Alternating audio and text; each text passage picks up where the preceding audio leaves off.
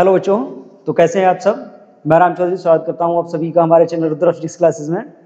हम कंटिन्यू कर रहे हैं क्लास 12th की फिजिक्स का third chapter current electricity.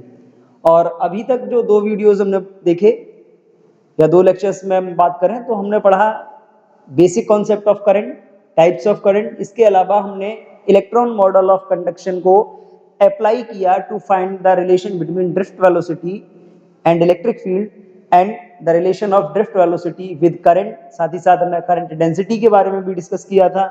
Current density के अलावा हमने मोबिलिटी ऑफ चार्ज के बारे में भी डिस्कस किया था। आज का जो ये वीडियो रहेगा या आज का जो लेक्चर है इसमें हम बात करेंगे बेसिकली ओम्स लॉ के बारे में। और ओम्स लॉ के साथ साथ हम पढ़ेंगे रेजिस्टेंस एंड रेजिस्टर्स को भी। और ओम्स लॉ के लिए हम यूज करेंगे इलेक्ट्रॉन मॉडल ऑफ कंडक्शन। वैसे तो क्लास 10th में हमने पढ़ा हुआ है ओम्स लॉ, बट यहाँ पे हम ओम्स लॉ को एक्सप्लेन करेंगे by using the electron model of conduction. Clear है? स्टार्ट करते हैं। क्या है टॉपिक हमारा? Ohm's law. ओम। अब देखिए ओम्स लॉ है क्या। बेसिकली अगर बात करते हैं हम किसी भी कंडक्टर में पास होने वाले करंट की, तो एक लॉजिक हमको मालूम है। क्या लॉजिक हमको मालूम है कि अगर कोई भी कंडक्टर हमको दिया जाता है, सपोज ये हमको एक कंडक्टर दिया है और इस कंडक्टर को हमने कनेक्ट किया है एक बैटरी से, और एक बैटरी से जब हम इससे कनेक्ट करके इसमें पोटेंशियल डिफरेंस अप्लाई करेंगे, दैट मींस इसमें क्या होगा, करंट पास होगा। और जब इसके थ्रू करंट पास होगा और हमसे ये पूछा जाए कि if the current passing through the conductor is more, then हमको ये मालूम है, ये बहुत कॉमन सी बात है, ये हर स्टूडेंट को मालूम होता है कि अगर आपसे ये दिया जा रहा है कि एक कंडक्टर है उसको हम दो अलग अलग बैटरी से कनेक्ट करते हैं, और जब हम दो अलग अलग बैटरी से कनेक्ट करके उसमें करंट फ्लो कराते हैं, तो जो एक बैटरी है, एक बैटरी से कनेक्ट करने पे मान लीजिए आपको 5 एम्पियर का करंट मिल रहा है, और दूसरी बैटरी से जब हमने उसको कनेक्ट कराया तो मान लीजिए 7 एम्पियर का करंट मिल रहा है, then you can easily say that the battery that will give the 7 ampere current have more potential difference, have more EMF। ये बहुत कॉमन सी बात है, सबको मालूम है कि करंट जब हमको ज्यादा मिलेगा तो पोटेंशियल डिफरेंस कैसा होगा, ज्यादा होगा। क्लियर? पोटेंशियल डिफरेंस ज्यादा होगा। यही बेसिकली ओम्स लॉ है। जो ये लॉजिक हमको मालूम है यही ओम्स लॉ है। क्या है Ohm's law? According to the Ohm अगर बात करें तो ओम ने ये माना था कि अगर किसी भी कंडक्टर की फिजिकल वेरिएबल्स, यानी कि उसकी फिजिकल स्टेट्स हम चेंज ना करें, if there is no change in physical state of any conductor, किसी भी कंडक्टर की फिजिकल स्टेट में हम कोई चेंज नहीं करते हैं। अब फिजिकल स्टेट में क्या क्या आता है? फिजिकल स्टेट में एक आता है आपका टेम्परेचर, दूसरा आता है लेंथ, तीसरा आता है एरिया एंड मटेरियल। यानी कि कंडक्टर के क्या क्या फैक्टर्स अगर हम चेंज ना होने दें, अगर हम मटेरियल सेम रखें, ठीक है, मटेरियल के अलावा क्या है, टेम्परेचर है, और टेम्परेचर के अलावा क्या होगा, length of conductor and cross section area. अगर ये सारे फैक्टर्स या अगर ये सारे वेरिएबल्स कैसे रहें, कांस्टेंट रहते हैं, then according to the Ohm the potential difference applied between the ends of conductor, जो पोटेंशियल डिफरेंस हम कंडक्टर के एंड्स पे अप्लाई कर रहे हैं, that is directly proportional to the current passing through it. Common सी बात वही जो हमने बात करी कि अगर हम अलग अलग बैटरी से कनेक्ट करके इसको देखते हैं और एक बैटरी से हमको कम करंट मिल रहा है, एक बैटरी से हमको ज्यादा करंट मिल रहा है, तो हम भी इजीली ये कह सकते हैं कि जिस बैटरी से हमको ज्यादा करंट मिला दैट मींस उसका वोल्टेज ज्यादा था। वोल्टेज ज्यादा था या ये कह सकते हैं कि उसका ईएमएफ ज्यादा था। तो ये बहुत कॉमन सा लॉजिक है, और यही लॉजिक ओम्स लॉ है। कोई अलग से रॉकेट साइंस नहीं आता ओम्स लॉ में, सिंपल वही लॉजिक है। If we will connect the conductor with the battery, then the potential difference applied across the ends of conductor is directly proportional to the current passing through it when the temperature, length and area of the conductor is constant। ये भी conditions हैं। क्या conditions है? कि हम physical variables को change नहीं होने देंगे। फिजिकल वेरिएबल्स में आता है टेम्परेचर, और बेसिकली जब टेम्परेचर चेंज नहीं होगा तो लेंथ और एरिया में भी कोई चेंज नहीं आएगा। दैट मीन्स अगर हम टेम्परेचर को कांस्टेंट रखें, तो ये ओम्स लॉ है। तो स्टेटमेंट हमको क्या मिला, V is directly proportional to I, या V is directly proportional to I मिल रहा है। अब इसको हम कैसे स्टेटमेंट हमने बोला कि potential difference applied between the ends of conductor is directly proportional to the amount of current passing through it. वही हमने इसको डिफाइन भी किया हुआ है। क्या डिफाइन किया है? The current flowing through a conductor is directly proportional to the potential difference across its end. Provided the physical conditions do not change. Physical conditions do not change. Physical conditions में हम पहले भी बात कर चुके हैं, कौन कौन सी फिजिकल कंडीशंस हैं, अगर फिर से एक बार साइड से नोट कर लेते हैं। फिजिकल कंडीशंस में है आपकी length, area and temperature of conductor. अगर ये चीजें चेंज नहीं हो रही हैं, इन दैट सिचुएशन जो आपका V होगा that is directly proportional to I। और जब आप V is directly proportional to I है, इस प्रोपोर्शनलिटी साइन को रिमूव करोगे then you will get V upon I is equal constant. क्या मिलेगा आपको? V upon I is equal constant. ये ओम्स लॉ है। अब देखिए V upon I is equal constant, या इसको हम कह सकते हैं V is directly proportional to I, या V इज इक्वल IR। अभी R की बात हम यहाँ पे नहीं करेंगे, R हम बाद में इंप्लीमेंट करेंगे जब रेजिस्टेंस हमको मिलेगा। अदरवाइज ओम्स लॉ में रेजिस्टेंस वर्ड का कोई डिस्क्रिप्शन नहीं मिलता, कोई डिटेल नहीं है, कोई इसका जिक्र नहीं है। केवल हमको क्या मालूम होगा? V is directly proportional to I, या हम कह सकते हैं V upon I is equal constant. तो यहाँ पे हमको मिल गया, दिस इज ओम्स लॉ। अब बात ये आती है कि V upon I is equal constant, ये हमने बोल तो दिया, या V is directly proportional to I हमको मालूम है, बट हम इसको प्रूव करेंगे। कैसे प्रूव करेंगे? तो हमने शुरुआत में भी बोला था कि we will prove it by using the electron model of conduction. या जब हम इलेक्ट्रॉन मॉडल ऑफ कंडक्शन पढ़ रहे थे तो हमने बोला था कई चीजें इसको यूज करके हम प्रूव करेंगे, तो वही मॉडल हम यहाँ पे यूज करने वाले हैं। कैसे प्रूव करेंगे? Validity of Ohm's law.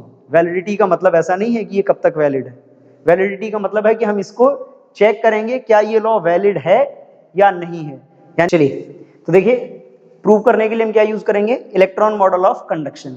करते क्या है? Let we will consider a conductor. हम एक कंडक्टर को कंसीडर करते हैं।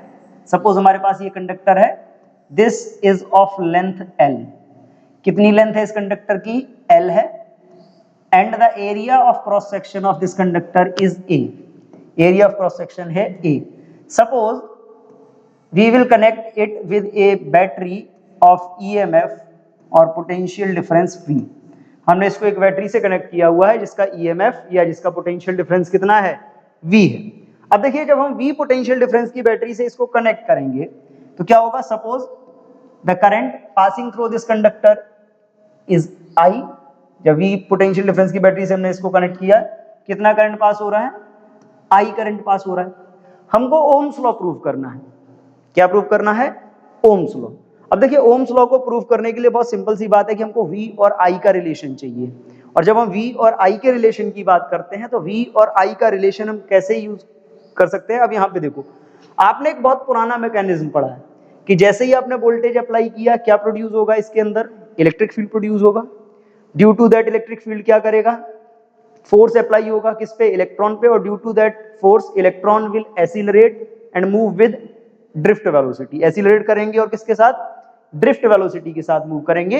तो अगर हम इसी सारे मैकेनिज्म को यूज करते हुए यहाँ पे बात करते हैं now current, current passing through conductor. अगर हम इस कंडक्टर से पास होने वाला करंट की बात करते हैं, पासिंग थ्रू कंडक्टर, कितना करंट पास होगा? तो आपने फॉर्मूला पढ़ा है I is equal NEA VD। और आपको यह भी मालूम है कि VD इज इक्वल क्या होता है? I is equal NEA, VD is equal होता है E into tau upon M into capital E। अब देखिए, यहाँ पे आपने ये आ गया कैपिटल E, इलेक्ट्रिक फील्ड। अगर आप इस इलेक्ट्रिक फील्ड की वैल्यू को यहाँ पे प्लेस करोगे तो वैल्यू प्लेस करने पे आपको क्या मिलेगा? तो ये आपका हो जाएगा I is equal NEA into, या इसको सॉल्व कर लेते हैं तो NE square A tau upon M into E is equal क्या होता है? V upon L। E is equal क्या होता है? V upon L। ये E था, E की वैल्यू हमने रखी V अपॉन L। अब V अपॉन L अगर हम यहाँ पे रख रहे हैं तो यहाँ से हमको क्या मिलेगा? I को इधर ले जाइए, या इसी को अभी हम बात करते हैं तो I इज इक्वल क्या हो जाएगा?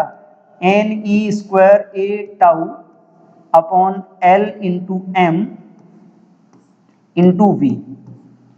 यानी कि अगर हम यहां से बात करते हैं तो V अपॉन I को हम इधर शिफ्ट करेंगे, ये किसके इक्वल हो जाएगा? L into M upon n e square ए टाउ, ये वैल्यू हमको मिल गई। अब यहां पे देखो, अगर हम इसमें बात करें तो v upon I is equal क्या आ रहा है, L into m upon n e square A tau. But अगर हम इसमें ओम्स लॉ की कंडीशंस यूज करते हैं, but according to Ohm, according to Ohm, Ohm के अकॉर्डिंग क्या था, at constant temperature, at constant temperature. अब देखिए टेम्परेचर अगर कांस्टेंट है तो क्या क्या चीजें कांस्टेंट होंगी, देखो दो चीजें तो इसमें यूनिवर्सल कांस्टेंट हैं, m और e, ये पहले से ही कांस्टेंट है। m यानी कि mass of electron and e is the charge of electron, ये दोनों चीजें क्या है, पहले से ही कांस्टेंट है, इनमें तो कोई शक होना नहीं चाहिए, इनकी वैल्यू कभी चेंज नहीं होती, चाहे टेम्परेचर 0 हो जाए या टेम्परेचर कितना भी बना रहे, कांस्टेंट हो ना हो, ये दोनों यूनिवर्सल कांस्टेंट होते हैं। अब बचता क्या है, L eight constant temperature, L भी आपका कांस्टेंट होगा, ठीक है, N भी कांस्टेंट होगा, A भी कांस्टेंट होगा और टाउ भी कांस्टेंट होगा। टाउ क्यों कांस्टेंट होगा, क्योंकि टाउ डिपेंड करता है टेम्परेचर पे। अब ये सारी चीजें जब कांस्टेंट हो जाएंगी तो हम डायरेक्टली लिख सकते हैं कि एट कांस्टेंट टेम्परेचर जो हमारे पास था L into m upon n e square ए टाउ, ये क्या हो जाएगा, कांस्टेंट। अगर ये कांस्टेंट हो गया then we can say V upon I is also constant, यानी कि V अपॉन आई कैसा हो गया, कांस्टेंट। क्यों हो गया कांस्टेंट, क्योंकि V अपॉन आई की जो वैल्यू आ रही है that is equal L into m upon n e square A tau, और ये सारे के सारे फैक्टर्स कांस्टेंट टेम्परेचर पे कांस्टेंट रहते हैं, that's why we can say V upon I is equal constant, या इसी को थोड़ा सा और कर लें तो V is directly proportional to I। Clear, here we can prove, यानी कि हम यहां से प्रूव कर सकते हैं। कैसे प्रूव किया, बहुत सिंपल सा लॉजिक है, कुछ ज्यादा नहीं करना था, हमने सिंपल करंट के फॉर्मूले को एक्सपेंड किया है। Relation of current with drift velocity हमने पहले से पढ़ रखा है, तो करंट और ड्रिफ्ट वेलोसिटी का जो रिलेशन था उसी में हमने ड्रिफ्ट वेलोसिटी की वैल्यू रखी, फिर इलेक्ट्रिक फील्ड की वैल्यू रखी, तो आई अपॉन वी यानी कि वी अपॉन आई का रेशियो हमको यहां से मिल गया, और उसी रेशियो को हमने कांस्टेंट टेम्परेचर पे देखा तो वो सारा रेशियो कैसा मिला हमको, कांस्टेंट मिला, that's mean V by I is equal constant, यानी कि V upon I is equal constant. यही ओम्स लॉ था, यहां पे हम प्रूव कर पा रहे हैं। क्लियर, आगे मूव करते हैं, तो आगे अगर हम बात करते हैं V upon I is equal constant हमारे पास आया है, अगला है रेजिस्टेंस एंड रजिस्टर। अब देखिए हमने जब बात की ओम्स लॉ की तो V upon I is equal constant आ गया, कई बार हमको पढ़ने को मिलता है V upon I is equal R, ठीक, जिसको हम रेजिस्टेंस बोलते हैं। ये रेजिस्टेंस होता क्या है या ये रजिस्टर होता क्या है, हम इसके बारे में भी बात करते हैं। देखिए जब आप रेजिस्टेंस या रजिस्टर के बारे में बात करते हो तो एक बहुत कॉमन सी बात समझ लीजिए, जो रेजिस्टेंस है, रेजिस्टेंस का हिंदी में मतलब होता है प्रतिरोध, बोलते हैं हम इसको, ठीक, प्रतिरोध का मतलब होता है रुकावट, ठीक, रुकावट यानी कि इंग्लिश में हम इसको बोल सकते हैं अपोजिशन, अपोजिशन और ऑब्स्टेकल्स। अब ये अपोजिशन या ऑब्स्टेकल्स होंगे क्या, तो देखिए जब भी किसी कंडक्टर के थ्रू करंट पास होता है तो ऐसा नहीं है कि जो इलेक्ट्रॉन्स का मूवमेंट है या जो चार्ज का मूवमेंट है from one end to another end हम पोटेंशियल डिफरेंस अप्लाई कर देंगे, वो बड़ी आसानी से हो जाएगा। करंट जब कंडक्टर के अंदर फ्लो होता है तो कंडक्टर उस फ्लो को अपोज करता है, कंडक्टर की एक प्रॉपर्टी होती है जो उस फ्लो को अपोज करती है, that is called the resistance. Simply जब हम रेजिस्टेंस की बात करते हैं तो रेजिस्टेंस क्या होता है, अपोजिशन और obstacles offered by the conductor to the flow of charge inside it. कोई भी कंडक्टर अपने अंदर फ्लो होने वाले चार्ज को जो अपोजिशन या जो ऑब्स्टेकल्स प्रोवाइड कराता है, जो अपोजिशन ऑफर करता है, that opposition is called resistance. अब दूसरी बात आती है रजिस्टर की, तो रजिस्टर क्या है, जैसे हमने लास्ट चैप्टर में पढ़ा था कैपेसिटर एंड कैपेसिटेंस। कैपेसिटर क्या होता था, एक डिवाइस होती थी that is used to store the charge, या हम कह सकते थे capacitor is a device that have capacitance. Capacitance क्या होती थी, capacitance is the property to या ability of any capacitor to store the charge, यानी कि यहां पे जैसे रेजिस्टेंस है रेजिस्टेंस क्या है? रेजिस्टेंस इज द प्रॉपर्टी या resistance is the characteristic of material due to which it will oppose the charge, flow of charge is called resistance. Resistor क्या होता है? सिंपली रजिस्टर एक डिवाइस होती है that have the property of resistance, यानी कि एक ऐसी डिवाइस जिसके पास एक रेजिस्टेंस की डिजायर्ड वैल्यू ऑफ रेजिस्टेंस होती है, यानी कि जिसका रेजिस्टेंस फिक्स वैल्यू होती है या जिसके पास एक फिक्स अमाउंट का रेजिस्टेंस होता है, दैट इज कॉल्ड रजिस्टर।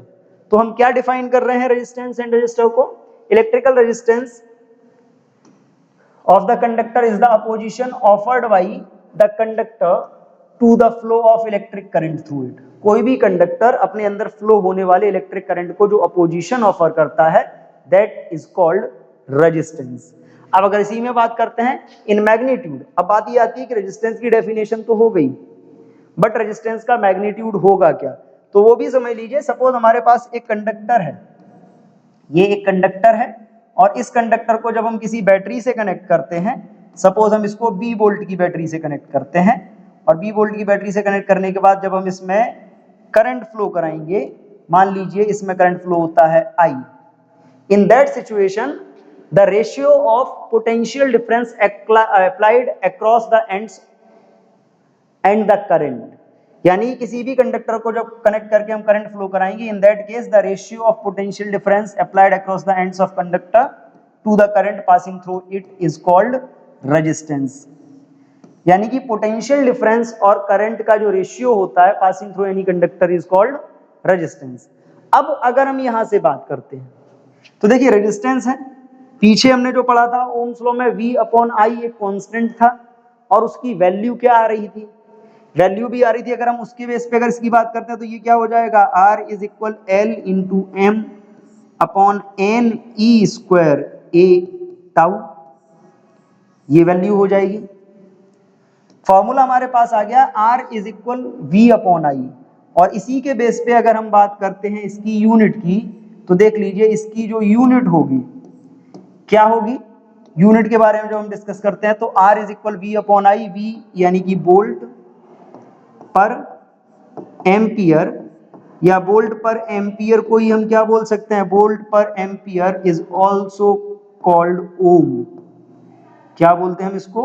ओम, और इसका सिंबल होता है ये ओमेगा। क्लियर? तो क्या डेफिनेशन हमारे पास आई? अपोजिशन और obstacles offered by the conductor to the flow of charge और to the flow of current inside it is called resistance. Resistors क्या होते हैं? रजिस्टर एक डिवाइस होती है that have a desired value of resistance. Resistor मतलब एक ऐसी डिवाइस जिसके पास एक फिक्स अमाउंट का रेजिस्टेंस होता है, that is called register. Resistance का मैग्नीट्यूड या उसका फॉर्मूला यानी कि उसकी वैल्यू हम कैसे फाइंड कर सकते हैं? तो उसके लिए भी हमने आपको बताया कि suppose the amount of current passing through the conductor is I and potential difference applied is V, then the ratio of potential difference to the current is called resistance, V upon I। V upon I से value हमको मिल गई, unit मिल जाती है volt पर ampere, या इसी unit को हम क्या बोल सकते हैं? ओम। ओम। क्लियर? और फॉर्मूला जब हम ओम्स लॉ के साथ इसको कंपेयर कर लेते हैं तो ओम्स लॉ के साथ कंपेयर करने पे हमको ये भी मिल जाता है R is equal L into m upon n e square A tau. Clear है? तो ये तो था रेजिस्टेंस। अब अगर हम रेजिस्टेंस से आगे मूव करते हैं तो देखिए रेजिस्टेंस के बाद बात ये भी आती है कि रेजिस्टेंस का कॉज क्या है। हमको ये तो मालूम पड़ गया कि कोई भी कंडक्टर अपने अंदर फ्लो होने वाले करंट को अपोज करता है। क्यों अपोज करता है? कोई ना कोई तो रीजन होगा, कोई ना कोई तो रीजन होगा। अब देखो रीजन को समझने के लिए एक बहुत सिंपल सी बात ये समझिए कि जब हमने इसके एंड्स के बीच पोटेंशियल डिफरेंस अप्लाई किया तो हमने क्या देखा था कि electron will move from the end of lower potential to the end of higher potential. जब हमने करंट फ्लो कराने के लिए पोटेंशियल डिफरेंस अप्लाई किया तो इलेक्ट्रॉन लोअर पोटेंशियल एंड से हायर पोटेंशियल एंड की तरफ मूव करते हैं, और जब इलेक्ट्रॉन लोअर पोटेंशियल एंड से हायर पोटेंशियल एंड की तरफ मूव करते हैं तो during the movement you already know क्या होता है? आसान तो नहीं है इनका मोशन। जब ये एक एंड से दूसरे एंड की तरफ मूव करते हुए जाएंगे, इतना आसान नहीं है। क्या होगा? जब मूवमेंट होगा then they will regularly collide with each other and also with the positive ions, यानी कि ड्यूरिंग द मूवमेंट उनका कॉलिजन होगा, आपस में भी टकराएंगे और पॉजिटिव आयंस के साथ भी टकराएंगे। और जब इनका कॉलिजन होगा तो एक सिंपल सी बात है, जो इलेक्ट्रॉन यहां से यहां बहुत जल्दी पहुंच सकता था और बहुत आसानी से पहुंच सकता था, ड्यू टू द कॉलिजन उसको दूसरे एंड तक पहुंचने में प्रॉब्लम क्रिएट होगी, टाइम ज्यादा लगेगा। और जब टाइम ज्यादा लगेगा तो बहुत सिंपल सी बात है, आपने फॉर्मूला पढ़ा है, I is equal Q by T. ज्यादा टाइम लगेगा तो करंट कम हो जाएगा। दैट मीन्स ये जो कॉलिजन है, due to the collision electrons का मोशन इंटरप्ट होता है। Due to this interruption current का फ्लो अपोज होता है and this opposition is called resistance. तो क्या निकल के आया कॉज? Collision of electron. अगर कंडक्टर के अंदर इलेक्ट्रॉन्स का कॉलिजन ना हो तो रेजिस्टेंस डेवलप नहीं होगा, करंट का फ्लो अपोज नहीं होगा, रुकावट उत्पन्न नहीं होगी, करंट आसानी से एक एंड से दूसरे एंड तक फ्लो होता चला जाएगा। क्लियर? अब यहीं से देख लीजिए cause of resistance in a conductor. जैसे हमने बात की थी क्या कॉज है, तो कॉज क्या निकल के आया, जो अभी तक हम बात कर रहे थे, when a conductor is connected across a cell or battery, free electrons in conductor flow from negative terminal to the positive terminal of battery. When free electrons flow from one end to another end of the conductor, they will collide with the positive ions in the conductors. एक and से दूसरे and तक जब वो flow होंगे तो क्या होगा, उनका कॉलिजन होगा। This collision offers opposition or resistance to the flow of electrons through the conductor. Simply वही रिजल्ट हमको निकल के आया क्या, कि जैसे ही हम पोटेंशियल अप्लाई करेंगे इलेक्ट्रॉन्स का मूवमेंट स्टार्ट होगा। During the movement they will collide with each other and also with the positive ions. टकराएंगे, आपस में भी टकराएंगे और पॉजिटिव आयंस से भी टकराएंगे, और यही कॉलिजन उनकी मोशन को इंटरप्ट करेगा या अपोज करेगा। This opposition is called resistance. Clear है? ये जो अपोजिशन होगा इसी को हम क्या बोलेंगे, रेजिस्टेंस बोलेंगे। अब यहां पे बात करते हैं कि अपोजिशन हो गया, रेजिस्टेंस हो गया, ठीक। अब आगे अगर मूव करते हैं तो रेजिस्टेंस से आगे क्या आता है, कुछ क्वेश्चंस हैं, सॉल्व कर लेते हैं ओम्स लॉ पे या रेजिस्टेंस पे बेस्ड। जैसे ये क्वेश्चन आपका दिया है, एम्स एग्जाम 2019 का है। क्या क्वेश्चन है, for a wire R upon L is equal 1/2। देख लीजिए R upon L is equal कितना दिया है, 1/2, and the length of wire is 5 centimetre. If potential difference of 1 volt is applied across it, then the current through the wire will be, current through the wire will be। तो अब यहाँ पे समझ लीजिए R को अगर इससे आप कंपेयर करते हो तो R इज इक्वल क्या आएगा, L/2, और R की वैल्यू आपने ये भी पढ़ी है, R इज इक्वल क्या होता है, V upon I is equal L/2। तो अगर आप यहाँ से I की वैल्यू फाइंड करना चाह रहे हो तो I इज इक्वल क्या होगा, 2V अपॉन L हो गया, 2V अपॉन L I। अब देखो वैल्यूज रखते हैं, I is equal to V कितना है 1 वोल्ट अपॉन L कितना दे रखा है 5 सेंटीमीटर। तो 5 सेंटीमीटर का मतलब हो गया 5 इंटू 10⁻⁻2 मीटर। सेंटीमीटर को मीटर में बदल लिया। अब जब इसको मीटर में बदल लिया तो ये 10⁻2 ऊपर जाएगा, यानी कि I is equal 2 into 10⁻2/5। 2 into 10⁻2 का मतलब क्या हो गया, 200। 200 डिवाइडेड बाई 5 कितना आएगा, 40 एम्पियर। यानी कि आंसर कौन सा करेक्ट है, answer A is correct.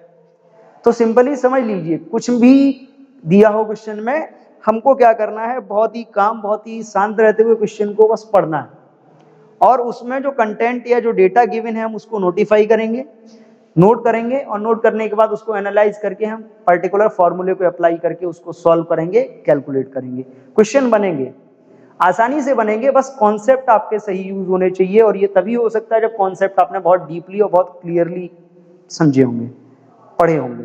Clear है? मूव करते हैं नेक्स्ट क्वेश्चन पे। नेक्स्ट है the VI graph of a good conductor makes angle 40 degree with V axis. Here V denotes the voltage and I denotes the current. The resistance of the conductor will be. अब यहाँ पे देखो resistance का graph आ गया। तो एक बहुत common सी बात समझिए, जब हमने ओम्स लॉ की बात करी थी तो ओम्स लॉ में हमको बहुत क्लियरली क्या मिला था कि जो आपका V अपॉन I है वो कैसा होगा, कांस्टेंट होगा।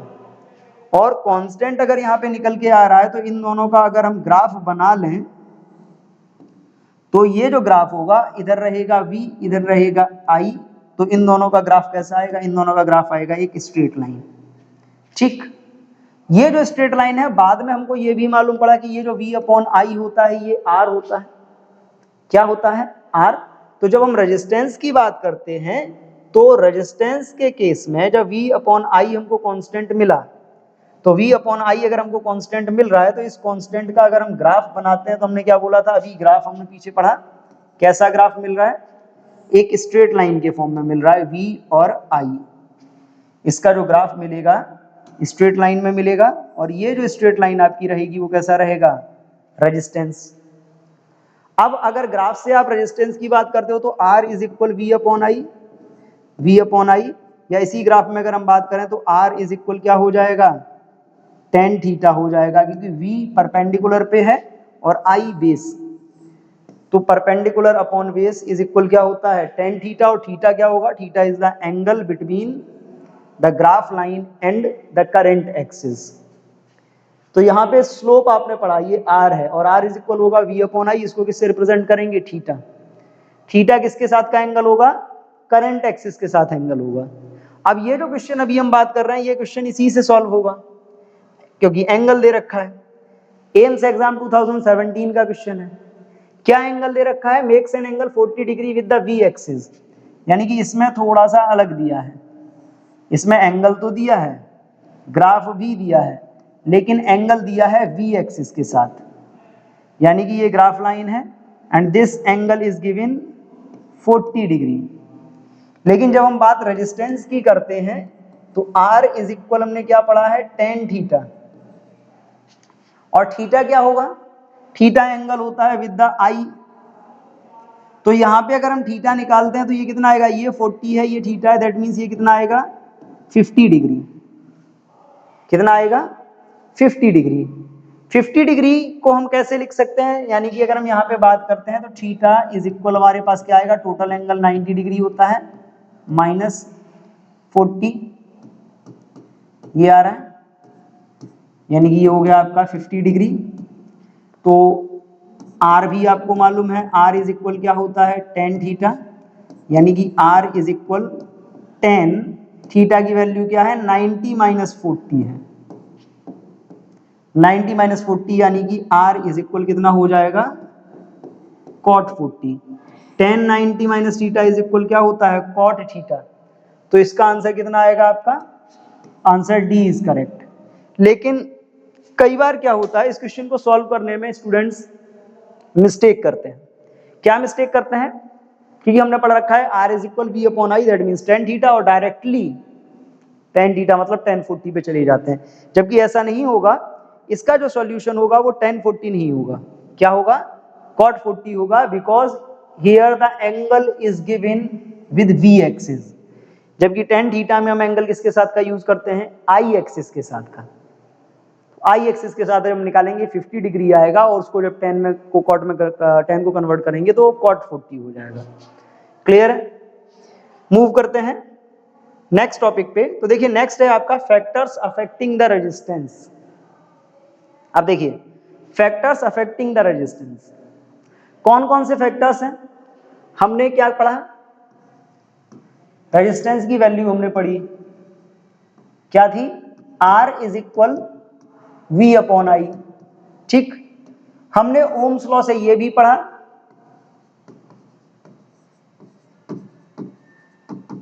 ओम्स लॉ, ओम्स लॉ से हमने ये क्या पढ़ा है, V upon I is equal क्या है, L into m upon n e square ए टाउ। अगर हम दोनों को कंपेयर कर लें, इन दोनों को अगर हम कंपेयर करते हैं, then we got R is equal L into m upon n e square A tau. ये फॉर्मूला मिलता है हमको। अब इस फॉर्मूले में देखिए, इस फॉर्मूले में m क्या है, मास ऑफ इलेक्ट्रॉन है, E क्या है, चार्ज ऑफ इलेक्ट्रॉन है, और ये दोनों टर्म कैसे होते हैं, कांस्टेंट। अगर हम इन दोनों टर्म्स को यहां से रिमूव कर दें, तो अगर हम इन दोनों को रिप्लेस करते हैं तो यहां पे ये क्या आ जाएगा, then we got R is directly proportional to L upon N A tau. क्योंकि m और e स्क्वायर कांस्टेंट टर्म थे, इनको हमने अलग कर लिया। अब इसको जब आप ओपन करोगे तो यहां से आपको अलग अलग रिलेशंस मिलने वाले हैं। पहला रिलेशन आपको क्या मिलने वाला है, first you will gate R is directly proportional to L. Second you will get R is inversely proportional to A. Third you will get R is inversely proportional to N. And fourth you will get R is inversely proportional to tau. That means कौन कौन से factors हैं जो resistance को affect कर सकते हैं। वैसे तो ये 10th में पढ़े हैं, क्या था, resistance is directly proportional to the length. That means for same material and for same cross section area, जब हम वायर्स की बात करते हैं तो जिस वायर की लेंथ ज्यादा होगी या लेंथ को इंक्रीज करने पर रेजिस्टेंस क्या होता है, इंक्रीज होता है। एरिया के इनवर्सली प्रोपोर्शनल होता है। दैट मीन्स जिस वायर का क्रॉस सेक्शन एरिया ज्यादा होगा उसका रेजिस्टेंस कम होगा, और जिसका क्रॉस सेक्शन एरिया कम होगा उसका रेजिस्टेंस ज्यादा होगा। थर्ड है number of free electrons per unit volume. Fourth है रिलैक्सेशन टाइम। अगर हम इन दोनों की बात करें तो इन दोनों में देखिए, दोनों में डिपेंडेंसी हमको मिलती है। क्या क्या डिपेंडेंसी मिलती है, जो n है वो दो चीजों पे डिपेंड करता है। एक डिपेंड करता है मटेरियल पे, और दूसरा n डिपेंड करता है किस पे, टेम्परेचर पे। और जबकि आपका जो रिलैक्सेशन टाइम है that already depends on temperature. तो याद करिए क्लास 10th में शायद आपको बताया गया होगा कि resistance is also depends on the nature of material and it also depends on temperature. तो कितने फैक्टर्स आ गए, 4 फैक्टर आ गए। पहला फैक्टर कौन सा आ गया, रेजिस्टेंस लेंथ के डायरेक्टली प्रोपोर्शनल है, एरिया के इनवर्सली प्रोपोर्शनल है, मटेरियल पे डिपेंड करता है और टेम्परेचर पे डिपेंड करता है। These are 4 factors. और क्वांटिटेटिवली बात करते हैं तो ये हो गए n और टाउ, और n और टाउ किस पे डिपेंड करते हैं, या तो मटेरियल पे या टेम्परेचर पे। Clear. So these are the 4 factors. अब देखो यहां पे जब हम बात करते हैं तो इन 4 फैक्टर्स में से जो ज्यादातर यूज होते हैं वो कौन से फैक्टर होते हैं, ये लेंथ और एरिया। अब देखो लेंथ और एरिया के रेस्पेक्ट में जब हम इनके वेरिएंस पढ़ते हैं कि क्या चेंजेस आते हैं रेजिस्टेंस में on the basis of length और on the basis of area. अगर हम यहां पे बात करें तो एट कांस्टेंट टेम्परेचर,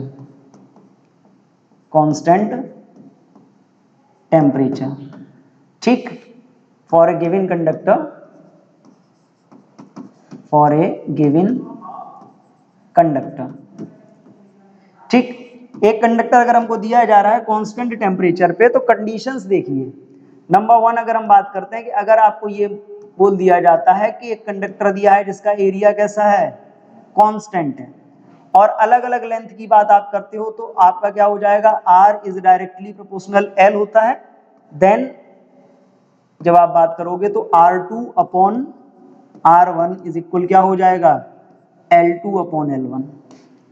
यानी कि अगर आपको ये दिया जाता है कि सेम वायर में से हम 2 पीस कट करते हैं of uniform cross section area, suppose we have given a wire that is of uniform cross section area and we will cut it into the pieces, then the piece that have more length will have more resistance.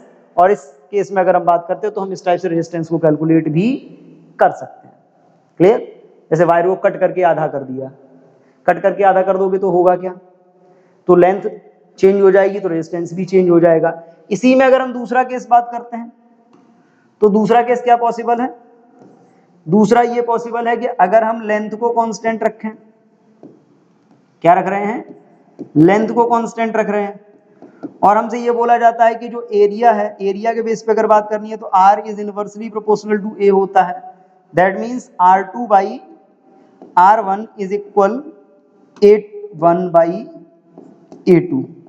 यानी कि constant length के case में हम area के base पे relation इस type से find कर सकते हैं।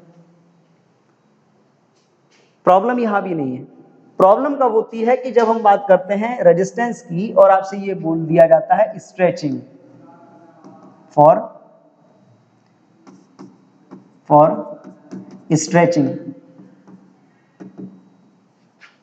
Stretching of wire. Stretching of wire का अगर आप केस लेते हो तो स्ट्रेचिंग ऑफ वायर के केस में एक बात समझ लीजिए कि रेजिस्टेंस कैसे कैलकुलेट आप करोगे। अब बहुत कॉमन सी बात समझिए, वायर आपके पास ये एक है, ठीक, ये एक वायर है और इस वायर को आप फोर्स लगा के स्ट्रेच करते हो। जब फोर्स लगा के आप स्ट्रेच करोगे तो क्या होगा, इसकी लेंथ अगर बढ़ेगी तो इसका क्रॉस सेक्शन एरिया क्या होगा, कम हो जाएगा कि नहीं हो जाएगा। स्ट्रेच करोगे लेंथ बढ़ती जाएगी, थिकनेस कम होती जाएगी। तो यहाँ पे अगर आप रेजिस्टेंस को कैलकुलेट करना चाह रहे हो तो केवल लेंथ के बेस पे या केवल एरिया के बेस पे नहीं कर सकते, थोड़ा सा चेंज करना पड़ेगा। और जब थोड़ा सा चेंज करना पड़ेगा तो आप क्या लिख सकते हो, फॉर वॉल्यूम आप वॉल्यूम के बेस पे सॉल्व करके देखो क्या होगा।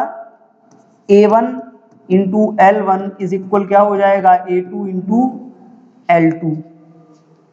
That means A1 by A2 is equal L2 by L1। ठीक, नाउ आपने ये भी पढ़ा है रेजिस्टेंस के लिए कि R इज डायरेक्टली प्रोपोर्शनल क्या होता है, L बाई ए। और रेजिस्टेंस जब डायरेक्टली प्रोपोर्शनल L बाई ए के हो जाएगा दैट मीन्स L1 बाई, यानी कि अगर आप यहाँ पे बात करते हो तो R2 by R1 is equal क्या होगा, L2 by A2 upon L1 by A1। यानी कि अगर हम इसको सॉल्व करें तो ये क्या आएगा, R2 by R1 is equal L2 by L1 और ये A1 कहाँ जाएगा ऊपर, तो A1 बाई A2। अब इस फॉर्मूले को देखो, इस फॉर्मूले में ये रिलेशन अगर आप यूज कर लेते हो तो ये रिलेशन यूज करके आप क्या फाइंड कर सकते हो, तो इस रिलेशन को यूज करके आप ये लिख सकते हो कि जो आपका R2 बाई R1 है दैट इज इक्वल, अच्छा A1 को रिप्लेस कर दो। अगर मान लो लेंथ आपको दी गई है कि लेंथ डबल कर दी स्ट्रेच करके, लेंथ ट्रिपल कर दी, लेंथ 4 टाइम्स कर दी, लेंथ 6 टाइम्स कर दी, तो एरिया तो गिवन नहीं है। तो इसके लिए हम क्या करेंगे, जब A1 अपॉन A2 को रिप्लेस करेंगे तो ये किससे रिप्लेस होगा, L2 बाई L1 से। दैट मीन्स ये हो जाएगा L2 by L1 whole square. या तो आप ये यूज कर लो या आप क्या यूज कर सकते हो, या आपके पास दूसरा ऑप्शन है, एरिया के टर्म्स में अगर आप इसको रिप्लेस करना चाह रहे हो तो R2 by R1 is equal, अब देखो L2 बाई L1 किसके इक्वल है, A1 बाई A2 के इक्वल है। That means you can write it A1 by A2 whole square. अब देखो A1 by A2 whole square अगर दिया है और A1 by A2 whole square के अलावा आपको रेडियस मान लो दे दी, आपको क्वेश्चन में ये बोल दिया we will stretch the wire so that its radius of cross section will remain half. अगर रेडियस दे दी तब आप क्या करोगे, तो एरिया की वैल्यू 2 पाई R1 और पाई R1 स्क्वायर और इसकी पाई R2 स्क्वायर रख के हम सॉल्व कर सकते हैं। क्लियर है, पाई R1 स्क्वायर या पाई R2 स्क्वायर। तो अब देखो यहां से एक बहुत कॉमन से रिलेशन हमको मिले, ये फॉर्मूले हैं, ये रिलेशन है जिनको हम यूज करेंगे। क्या हमको मिल रहे हैं इंपॉर्टेंट नोट्स में, क्या है, if any wire is elongated n times to its original length then its resistance. अब देखो ये कैसे आया, जस्ट अभी हम बात क्या कर रहे थे, R2 by R1 is equal n times कर दिया है तो L2 by L1 whole square, यानी कि R2 by R1 is equal n into L upon L whole square. L से L कैंसिल और L से L जब आप कैंसिल करोगे तो ये क्या हो जाएगा, R2 is equal R1 into n square. हो गया, L से L कैंसिल, n टाइम्स कर दिया तो n स्क्वायर R1 उधर जाके मल्टीप्लाई हो गया। इसके लिए भी अभी हमने बात की थी, क्या की थी आपसे, R2 by R1 is equal क्या होता है, A1 by A2 whole square. अब A1 by A2 whole square कर रहे हो, मान लो रेडियस 1 बाई n टाइम्स रह गई, 1 बाई 4 रह जाती है, तो 1 बाई 4 रह जाएगी तो ये क्या होगा, R2 by R1 is equal क्या होगा, it becomes pi R1 square upon pi R1 by n whole square. Area, radius 1/n times रह रही थी तो क्या हो जाएगा R1 by n whole square.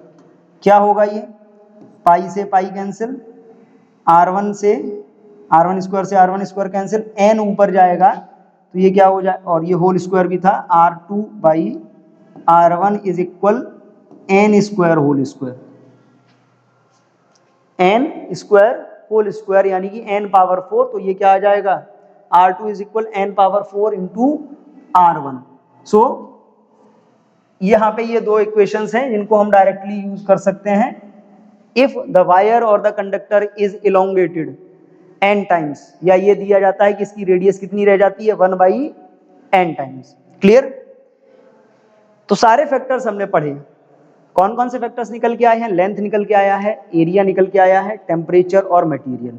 Temperature और मटेरियल को अभी हम डिस्कस नहीं कर रहे हैं, मेन एप्लीकेशन अभी किसके हैं, लेंथ और एरिया के। तो कुछ क्वेश्चंस हैं इसी पर बेस्ड जिनके बारे में हम डिस्कस करेंगे, सॉल्व करेंगे इनको। देखिए, a wire of resistance 4 ohm is stretched twice of its original length.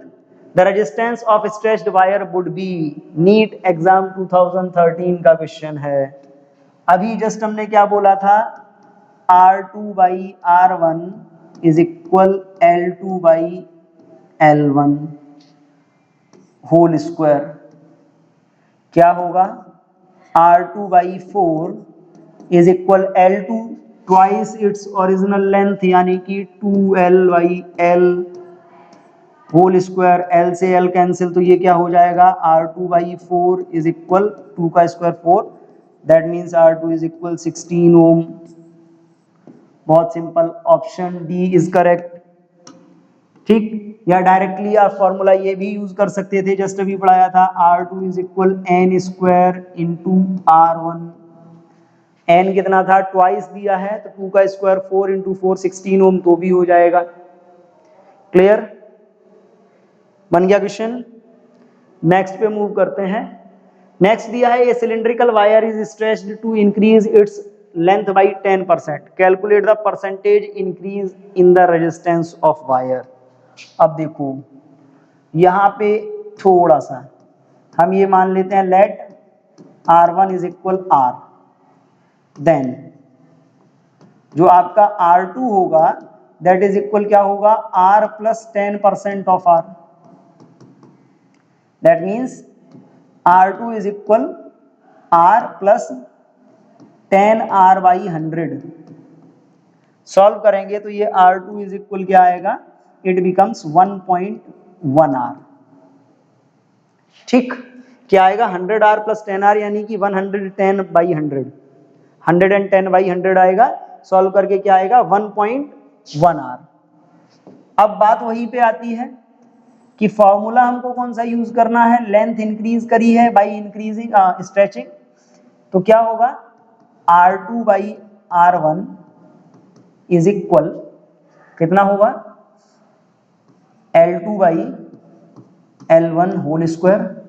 That means R2 by R1 is equal 1.1 L upon L whole square. L से L cancel, now we will got R2 by R1 is equal 1.21, that means R2 is equal 1.21 into R1, इतना आ गया। अब अगर आपसे ये पूछा जाता है कि परसेंटेज इंक्रीज क्या होगा, तो परसेंटेज इंक्रीज तो बहुत कॉमन है। परसेंटेज इंक्रीज के लिए आप क्या कर सकते हो, then you can delta R percent is equal क्या होगा, R2 minus R1 multiplied by 100 upon R1। कितना आएगा, R2 1.2 R1 है, R1 तो R1 रहेगा ही, तो ये कितना हो जाएगा 0.21 R1 into 100 divided by R1। R1 से R1 कैंसिल हो जाएगा, देन वी विल गॉट 21%। कितने परसेंट रेजिस्टेंस इंक्रीज हुआ? 21% रेजिस्टेंस इंक्रीज हुआ। कैसे इंक्रीज हुआ? तो सिंपली हमने बात कैलकुलेट कर लिया, R2 आ गया 1.21 R1। और देखो यहां तक जब आपका आंसर आ जाए तो फिर आपको आगे करने की जरूरत ही नहीं थी, आप डायरेक्टली भी बोल सकते थे 1 था, 1 से 1.21 अगर पहुंच रहा है दैट मीन्स 21 का इंक्रीमेंट हो रहा है। कितने परसेंट का हो रहा है? 21% का। तो इस टाइप से आप R is directly proportional to L और R is inversely proportional to A, इन दोनों कॉन्सेप्ट को यूज करके कई मतलब इस टाइप की जो न्यूमेरिकल्स हैं लेंथ और एरिया से रिलेटेड इंक्रीज इन रेजिस्टेंस वाले इस टाइप के न्यूमेरिकल्स को आप सॉल्व कर सकते हो। आज के लिए हम इतना ही रखेंगे, ठीक। जो लेक्चर है इसके नोट्स ऑलरेडी आपको मालूम है कि आप दिए गए वीडियो के डिस्क्रिप्शन में जो लिंक है वहां से डाउनलोड कर सकते हैं, जो आज के क्लास नोट्स हैं। इसके अलावा चैप्टर के जो कंप्लीट नोट्स होंगे वो चैप्टर के लास्ट वीडियो में आपको जाके मिलेंगे, डिस्क्रिप्शन वहां से मिल जाएगा, लिंक मिल जाएगा, आप डाउनलोड कर सकते हो। साथ ही साथ आपको एक प्रैक्टिस शीट भी मिलेगी, वहां से जाके आप डाउनलोड कर सकते हो। तो आज के लिए इतना ही, मिलते हैं नेक्स्ट वीडियो में नेक्स्ट टॉपिक के साथ। तब तक के लिए थैंक यू एंड जय हिंद।